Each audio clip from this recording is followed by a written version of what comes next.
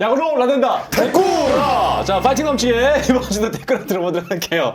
아, 근데 요즘에 저희 댓구라에 그 장순아의 야구 지식을 기다리시는 분들도 정말 많지만 장순아의 그 연애에 대해서 기다리시는 분, 연애 상담소를 기다리시는 분들이 상당히 좀 많습니다. 아, 그래서 지금 장순아 연애 상담소 요게 좀 굉장히 좀 이슈가 되다 보니까 요것도 좀 준비했는데 오늘도 좀 기대해 주시고요. 자, 출발해 보도록 하겠습니다. 먼저 우리 야구라에 올라온 댓글부터 살펴볼 텐데요. SL 야디어 몰리나님, 항상 우리 또 단골 손님이시죠. 힘들어요 이런 질문들. 나 진짜. 첫 질문부터 좀 굉장히 어려운 질문인데 예. ITC 국제 이적 동의서 관련 질문들이에요. 근데 저는 이 국제 이적 동의서를 야디어 몰리나님이 알고 계시는 것도 신기하네. 시즌 중에 외국인이 야. 방출 교체되면 국제 이적 동의서에 발생되는 걸로 알고 있는데 정확한 세부 절차 과정 승인 소요 기간이 어느 정도 걸리는지 궁금해서 답변 부탁드립니다. 라는 질문이거든요. 일단은 정확한 세부 절차는 제가 알지 못합니다. 아, 그렇습니까? 과정 승인 소요 기간이 어느 정도 걸리는지는 네. 이거는 각 종목마다 다르대요. 제가 이제 그 KBO 쪽에 이제 알아본 결과 미치겠다. 경험하면 힘들 거예요. 이경호 팀장이 굉장히 힘든데. 이용호 팀장이, KBO 팀장이, 홍보 팀장이 우리 야구를 싫어하겠다. 자꾸 연락해가지고 물어보고. 그러니까 이경호 팀장이 보낸 네. 제가 이제 답변을 그대로 읽어드리도록 하겠습니다. 예. 규약이 없대요 지금. 그리고 당연히 종목마다 차이가 있다고 이야기를 했고요. 그리고 어떤 리그에서 뛰고 오느냐도 굉장히 큰 차이가 있는데 대부분 이제 미국에서 이제 오잖아요. 네. 이제 KBO 같은 경우에는 대부분. 그러니까 얼마 정도 걸리기 특정하기가 좀 어렵다고 합니다. 그러니까 이게 좀 다른 거죠. 그러니까 종목마다 다르고, 그러니까 그쪽에서 이제 승인을 과연 이제 언제 내려주느냐, 그리고 네. 그것도 정확하게 며칠이 걸리는지는 그때마다 다르다고 이야기를 하더라고요. 아, 그래요? 그래서 답변을 정확하게 드릴 수가 없습니다. 요게 정답이에요. 알란트라님께서 메이저 도전한다고 신인 드래프트 신청 안 하고 메이저 지명 못 받게 되면서 돌아오게 되면 그해 신고 선수로 등록할 수 있는지 궁금합니다. 안 됩니다. 안 됩니다. 이거는 KBO에서 정확하게 보낸 답변이에요. 여기 기간이 있죠? 안 됩니다. 얼마나 안 되는 거죠? 2년입니다. 2년 동안. 이제 기사가 나왔더라고요. 심준석 선수 이제 메이저리그 드래프트에 들어가는데 지금 뭐 그래도 상위 픽이 되지 않을까 이런 예상하는 기사들이 좀 나오더라고요. 그게 각 팀마다 국제 계약금이 있습니다. 그게 1월 15일에 리셋이 되는 걸로 알고 있는데 그 이후에 아마 이제 심준석 선수가 어떤 협상을 통해서 이제 미국 팀에 이제 과연 100만 불을 넘길 것 같다는 이야기가 많더라고요. 그러니까 100만 불에서 거의 뭐 150만 불, 거의 200만 불 사이에 아마 금액 결정이 날 것으로 지금 예상이 되는데 1월 15일 이후에 이제 협상이 좀 진행이 되면 해외 드래프트는 해외 신인 드래프트다 보니까 지명 순위가 그래도 높을 거란 얘기가 해외에서 가는 선수들은 드래프트를 참가하는 게 아니라 그냥 스카우트입니다. 스카우트. 아, 스카우트입니까? 네. 그래서 메이저리그 이제 노사 이제 락아웃이 걸렸을 때 노사 협정에 그 얘기가 제가 한번 드린 적이 있는데 있어요. 해외 선수들도 드래프트를 해야 되는 거 아니냐. 왜냐하면 구단 입장에서는 이제 드래프트가 이제 열리게 되면 좋은 선수를 입도 선매할 수 없고 그 드래프트대로 지명을 해서 선수를 입단시켜야 되거든요. 그렇죠. 그러면 그 국제계약금 보너스 풀을 많이 갖고 있는 팀이 다 휩쓰는 이런 것들을 좀 막을 수 있거든요. 근데 그거를 이제 반대를 했죠. 선수 입장에서. 선수 노조 쪽에서 반대를 했습니다. 그래서 국제 드래프트는 없어요, 지금. 없어요. 그래서 자유계약입니다. 자유계약. 심준석 선수가 갔으니까 잘 됐으면 좋겠고요. 자, 그리고 다음 질문 이어가겠습니다. 요거는 저희가 좀 재미삼아 좀 캡처를 했는데 김윤철님께서 두 분의 케미는 진정으로 최고라 생각합니다. 감사하고요. 군롱님께서 엄지척이 5개밖에 없네. 야구 지식에 있어서 사랑의 카운슬러까지 못하는 게 없는 우리 스나요. 요즘에 사랑의 카운슬러. 고맙습니다. 그리고 그랬잖아요. 사랑의 카운셀러. 리오넬 메시님께서 코너 속의 코너 장순남의 연애 상담 코너 너무 재미있습니다. 매번 해주세요. 이거 준비했는데 이거 지금 들어갈까요? 마지막에 들어갈까요? 지금 들어가야죠. 한번 들어가야 됩니까? 그게 타이밍이지, 이 사람아. 자, 그래서 장순남의 사랑의 카운슬러. 또 편집이다, 이거. 네. 질문하세요. 네, 요 질문은 요겁니다. 소개팅 이야기인데. 사실 좀 물어보고 싶어요. 장순환은 결혼 일찍 하셔가지고 소개팅을 거의 안 하셨죠? 미팅 소개팅. 제가 우리 와이프를 만날 때도 저희 아내를 만날 때도 소개팅으로 만났거든요. 그러니까 제가 그 전에 했던 소개팅이 한 2-3번 정도밖에 없는 것 같아요. 진짜? 그래, 20살 때 하고 어. 제가 우리 아내를 21살 때 만났거든요. 오. 그러니까 그 이후로는 제가 소개팅을 안 했으니까 20살 때, 21살 때 우리 아내 만나기 전에 한 두세 번? 거기 단 거. 안 하시는 게 다행이네요. 상대 여자분들은 얼마나 싫어했을까요? 자, 소개팅을 하게 되면 그래서 너 결혼 못하냐, 이 새끼야? 자, 소개팅을 하게 되면 더치페이가 맞을까요? 남자가 사는 게 맞을까요? 그리고 차만 마시는 게 맞을까요? 식사를 하는 게 맞을까요? 라는 질문입니다. 사랑의 카운슬러 장선아님. 만약에 남자 위주로 얘기를 남자 하면 위주로 한번. 만약에 파트너가 만약에 그 소개팅녀가 마음에 들었어요. 네. 그럼 다 내야죠, 당연히. 다 내야 된다. 네. 아, 근데 마음에 들어요. 안 들었다. 터치페이 해야죠. 그럼요. 네. 아. 근데 제가 갖고 있는 생각은 네. 만약에 소개팅을 나가는데 진짜 제 마음이 들어요. 다 내겠죠. 근데 마음에 안 들어요. 다시 볼 일 없을 것 같아. 네. 그러면 더치페이를 가는 것도 나쁘지 않다. 근데 여자가 다 내기하고 도망갈 수도 있어. 아니면 약간 이게 한 번 더 봐야 될 것 같아. 네. 오늘 다 못 느끼는 괜찮게. 그런 여운이 남아있으면 남자가 무조건 더 내야죠. 무조건 내야 된다. 무조건 다 내야죠. 아, 근데 오히려 여자 입장에서 나갔어. 남자 너무 괜찮아. 여자가 다 내는 것도 괜찮습니까? 첫 번째 같은 경우에 만약에 여자가 딱 내게 되면 뭔가 남자 쪽에서 호감이 별로 없었는데도 그 호감이 생길 수도 전 있다고 생각을 해요. 그러네. 이 여자 좀 화통하네. 그럴 수 있지. 그래 차만 마시는 게 나을까요? 아니면 식사도 같이 하는 게 나을까요?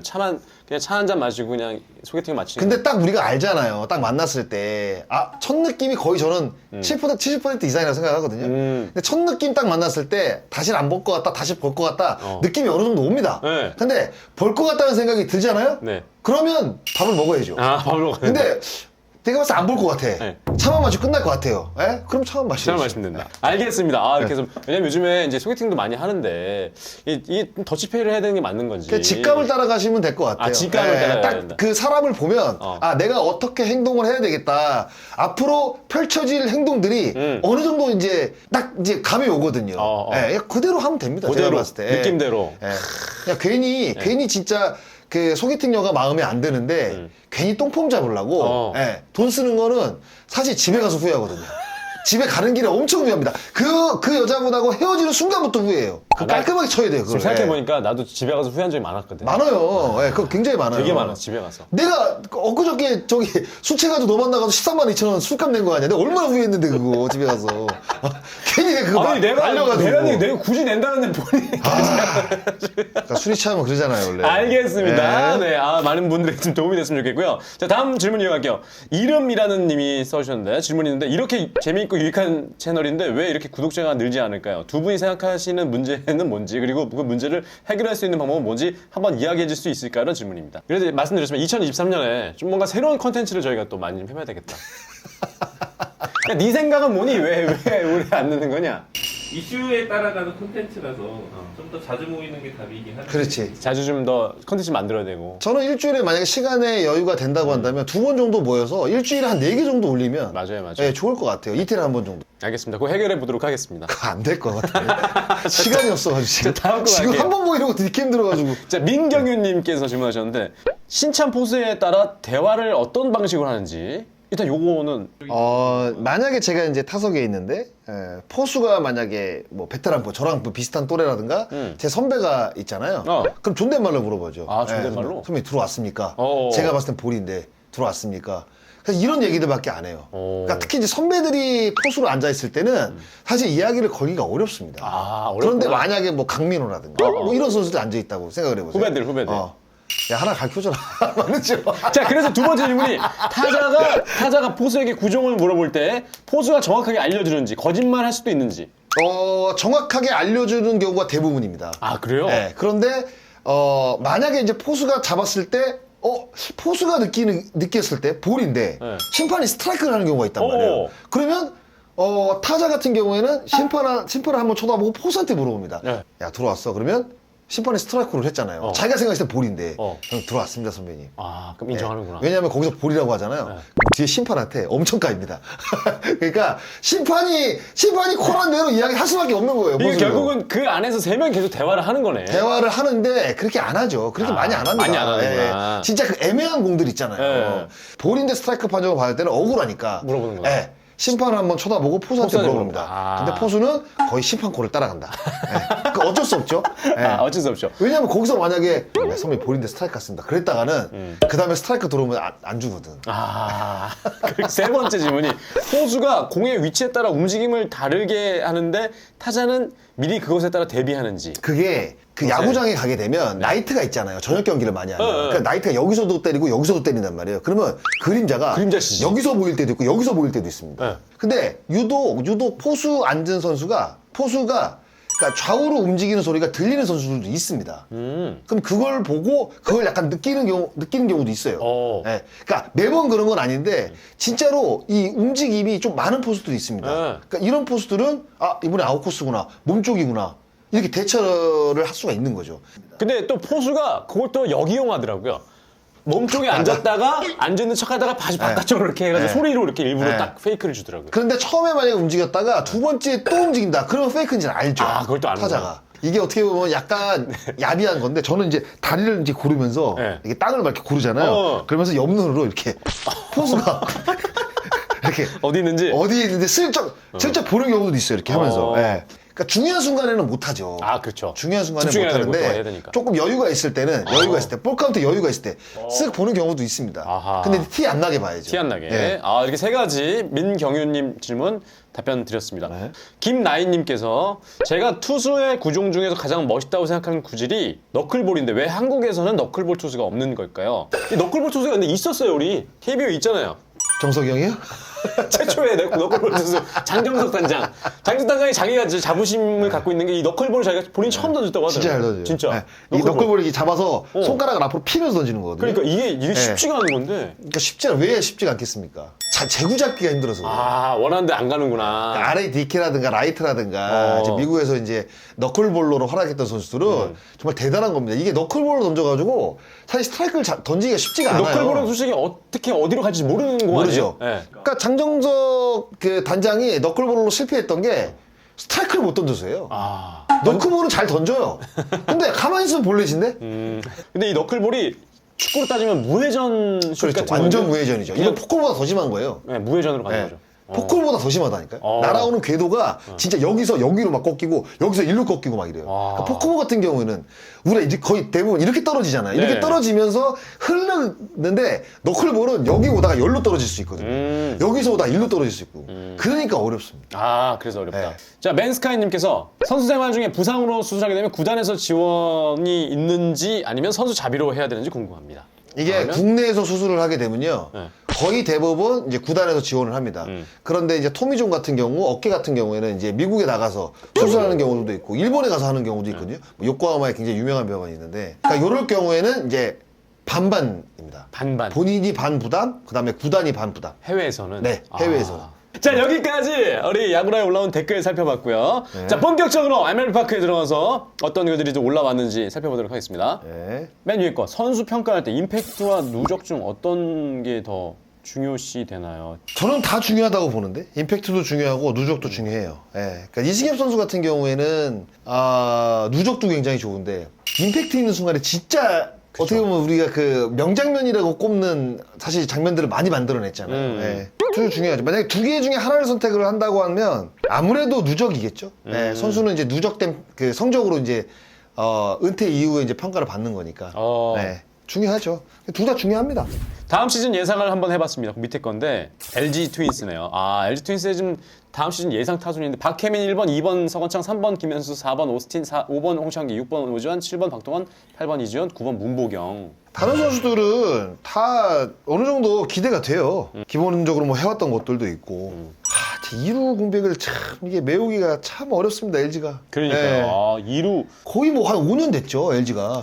네, 2루 공백을 지금 제대로 못 메운 게 5년 정도 됐죠. 나중에 오지환 선수가 조금 나이가 들고 FA 계약한 이후에 하게 된다는 전제하에 오지환 선수가 2루로 가고 유격수에 좀 젊은 선수가 들어오면 안 되나? 그럴 수도 있죠. 네, 그럴 가능성도 있죠. 네. 네. 그 나이가 먹어가면 수비 범위는 당연히 좁아지고. 좁아지고 줄어들거든요.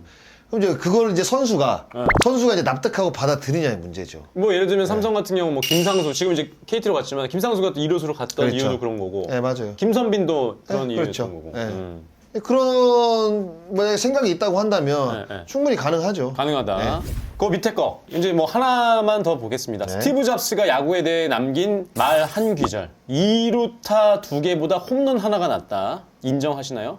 글쎄요, 뭐 홈런을 높게 평가를 하면 이렇게 될 수가 있는데 저는 홈런은 안 할 거면 2루타 2개가 낫다고 보는데.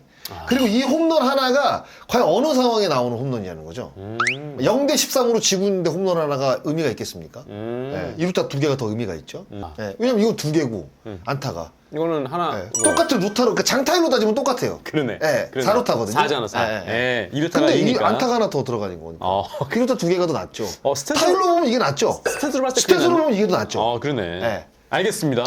자, 이렇게 해서 좀 살펴봤고요. 장순아의 스무드 스탑 들어갑니다. 마지막으로. 구석이 말해서 스승에서 올라가서 스승에서 잡아는 장순아의 스무드 스탑 들어갈게요.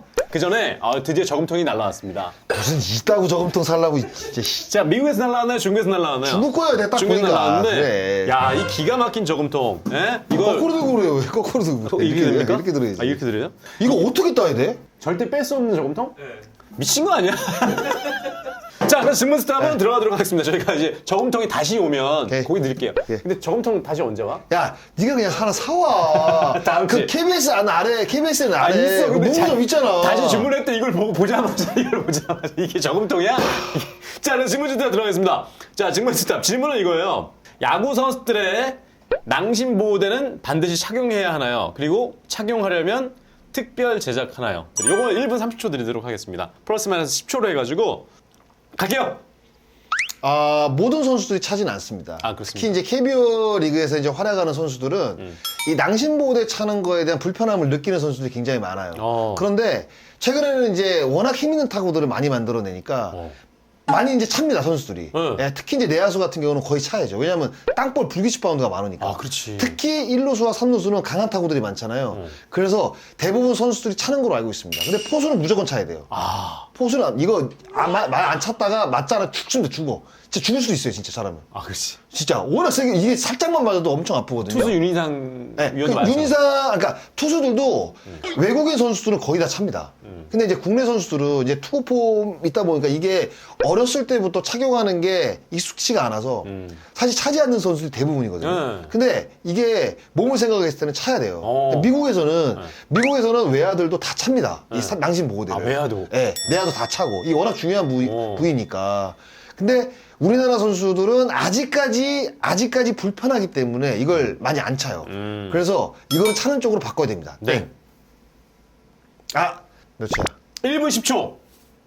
조금 더 할 거. 더 했었는데 못 이게 들었어. 특별 제작하냐고 아까 물어봤는데 네네. 특별 제작은 아니고요. 그냥 기존에 있던 네. 기존에 있던 그 체육사 같은 데 가면 이 낭심보호대 팔거든요. 그래요? 그리고 이제 안에다가 그 낭심보호대 찰 수 있는 약간 그 거치대라고 그래야 되나?